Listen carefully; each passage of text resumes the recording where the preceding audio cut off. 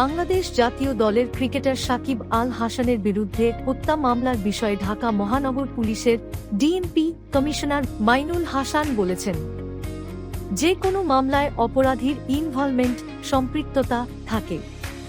আন্দোলনের বিরুদ্ধে যারা অর্থ, পরামর্শ ও মিডিয়াতে উস্কানিমূলক বক্তব্য দিয়েছেন তাদের বিষয়ে তদন্ত হবে। শনিবার দুপুরে ডিএমপি মিডিয়া সেন্টারে আয়োজিত কমিশনার্স মিট দ্য প্রেসে সাংবাদিকদের এক প্রশ্নের জবাবে তিনি এসব কথা বলেন। ক্রিকেটার সাকিব আল হাসান জুলাইয়ের শুরু থেকেই বাংলাদেশের বাইরে। সাকিবের বিরুদ্ধে মামলার বিষয়ে ডিএমপি কমিশনারকে প্রশ্ন করা হলে তিনি বলেন, যে কোনো মামলাতেই আইন অনুযায়ী এভিডেন্স সংগ্রহ করা হবে। মামলা তদন্তে এভিডেন্স অনেক গুরুত্বপূর্ণ। গার্মেন্টস কর্মী রুবেলকে হত্যার নির্দেশদাতা হিসেবে ক্রিকেটার সাকিব আল হাসানের বিরুদ্ধে 2 আগস্ট ডিএমপির আদাবর থানায় একটি হত্যা মামলায় দায়ের হয়েছে।